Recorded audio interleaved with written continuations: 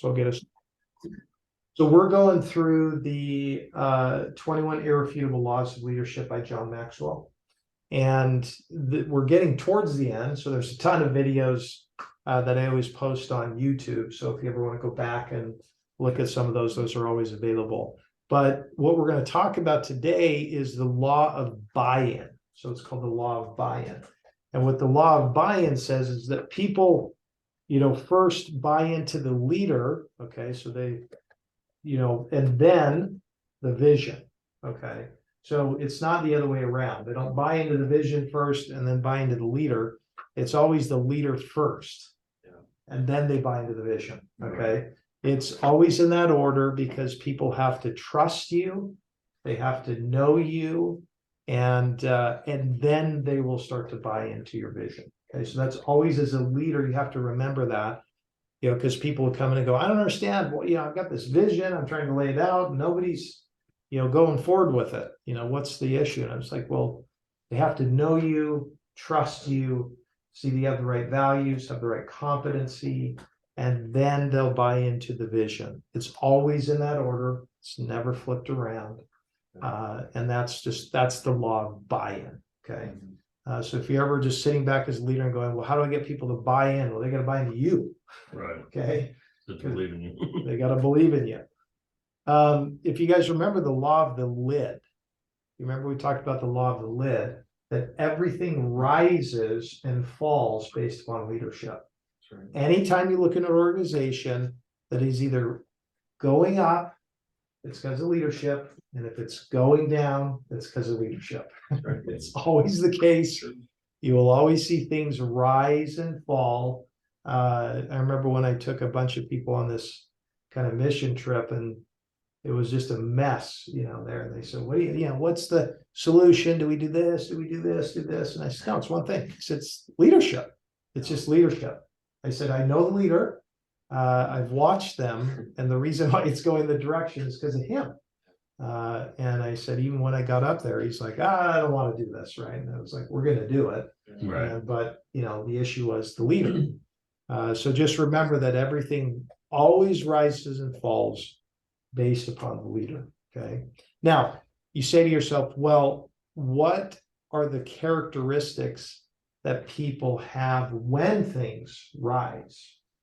And the characteristics when things rise are, there's two things you can always look at. It is that they have good values, okay, and that they have the right sort of competencies, okay. So it's good values and competency. So, because you could have competency and be super competent and have bad values, eventually that's going to crumble. True. You could have good values and have no competency, and it's not going to work. Yeah. So you have to have good values, right? Integrity, honesty, all those things.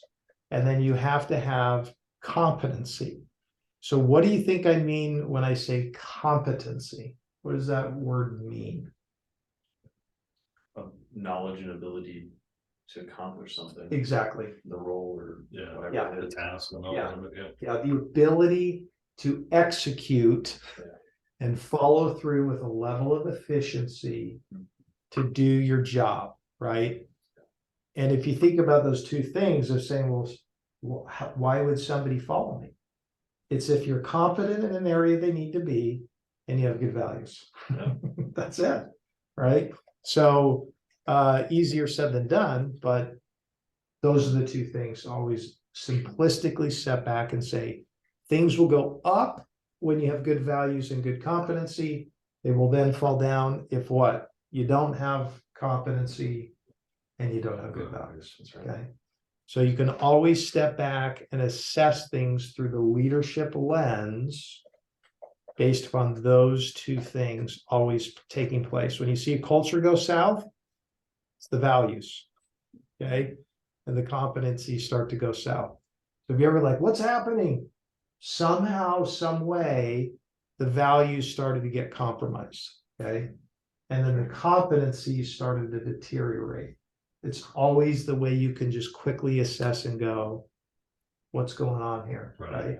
And I remember Scott, who came and spoke at the retreat, who did a fantastic job. He was telling me that one of the larger firms that his friend was going to go turn the whole culture around. Yeah. And the lady at the top said, well, is this going to take 90 days?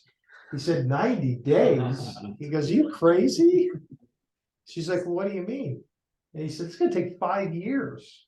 He said, there is so much work to do to get the values turned around, to get the competencies up, to get the right people in there. Yeah. So he said, if you're not committed to that, he said, let's just not sign up. Yeah. Because I'm not doing That's anything true. in 90 days, right? So, 90 days. right. So there's just something about these two things. So again, they buy into you, then they buy into the vision. And then when you start somewhere, especially with Larry, I mean, he's brand new, doesn't know us. He's going to hang a lot on what we say. Okay. So this is anytime. It's just like what you say, I'm listening to. And then obviously that's the first line of credibility is what you say. It'll have a lot of weight. Okay. And then because words matter, right?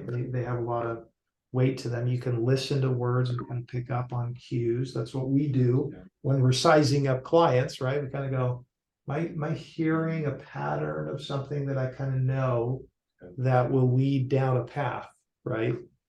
And then words begin to be weighed as time goes on against your actions. Does that make sense? Mhm. So they always start off with words. As a leader, you're always going to have to say and speak and make things happen, but then they're always going to start to get weighed against your actions. Okay. Right.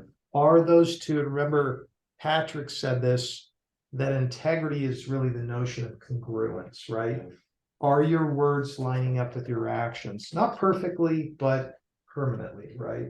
That's what people are looking for, is congruence between your words and then your actions. Okay. We talk about that here, even on, somebody says, hey, I own it, I blew it, right? That's a big part of us, is like, hey, I own it. It's not a shame thing. It's like, I didn't do well and I need to, and then we always say, now your job is to say, what do I need to do to course correct that, right?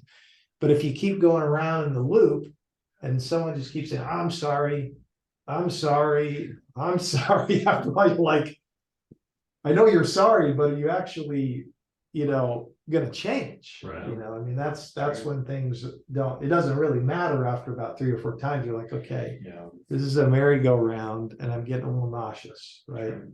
So that's how we have to see that kind of change that took place, for us. Again, not perfectly, but permanently. So any thoughts, comments on that so far?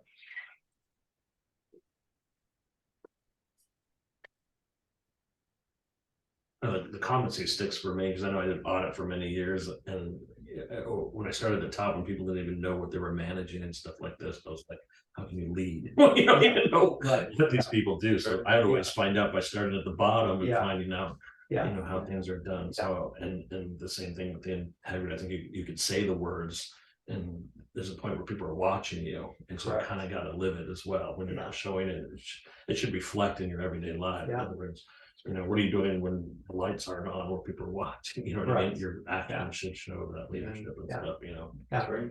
100%. Yeah, we talk about that, modeling the way, right? Mhm. Like it should be a part of it. What you keep saying is, I always look back, when I'm assessing our values, I'm like, how am I out of line? Like, am I not, doing the self-assessment? Like, am I off filter here? Mhm. And then just owning that so you can keep growing in it. So good That's word. right. That's right. So I think on the values, I think the values are one of those things where it's pretty like cut and dry. Like, if somebody has good values, if they say something, they do it, and obviously it aligns culturally with you. If they say I'm a murderous thug, it turns out they are, and they are a murderous thug. That's bad values, but as long as they're doing what they say. I think on the competency, sometimes it can also be, that they're the even when they're, I wouldn't say it's incompetent if they don't know what to do next or where to go. But if they show the competency to find out, to find the who's, to figure out the next steps, I think that's like that one can be kind of a gray area too. Where it's like, would you follow somebody who doesn't necessarily 100% know the path if they knew how to find the path? That's where I think that one can become a gray area. Yeah, that's a really good point, Tom. Mike Mitchell, if you guys remember, he talked about, he had led a bunch of, I want to say they were like, deep engineers with a serious specialized background. Mike didn't have an engineering background, right? But Mike did say that he had to know enough, right, to just be able to understand their world. Yeah. But he wasn't going to be an engineer, right? Like his job was to lead these people in a particular direction. Because if you guys remember, the definition of leadership is what? The art of getting people to Do what you believe needs. Do what you believe needs to be done, or want to do what you believe. Yeah, to want to do. Right. It's that want word. It's the want word that's the key. So, but you're right, Tom. Like, you may not have those competencies, but as long as you could start to lean on and gather the information and get the who's around to get the competencies you need to enough to be able to lead. Right. That's absolutely correct. Well, Tom, I think that's a perfect example, because sometimes in life it's okay not to know the answer, but to know, get back to and acknowledge it, when you get the answer. I mean, I just had that with Dan. Is like, how do I get my email set up? Well, he doesn't have access to it, but he took me to the person who does have the access to it. So that's an example of that. Yeah. You're saying, 100%. It's just the ability, and there is a competency in that. It's like, hey, I don't know, but we're going to find out. I'm going to go follow through and get it done. Right. Then there's just that sort of, loop and competency that happens in that. So good word. That's right. So John says you have to sell yourself before you sell your vision. People have to love you before they love where you're taking them. You got to connect, right? I mean, you just have to connect with people.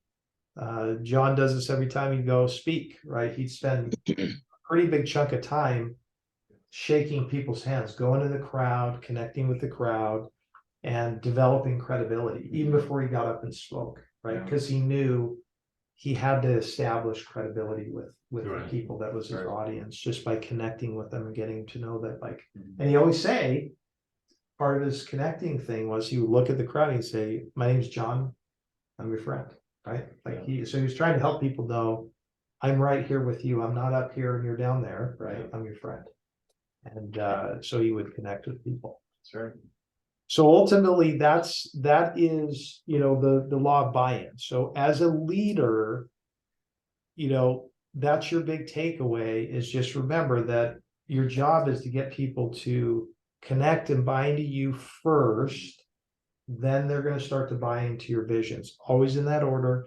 And so we have to always look at things through the lens of saying, am I growing in my competencies? And am I continuing to refine and live out my values?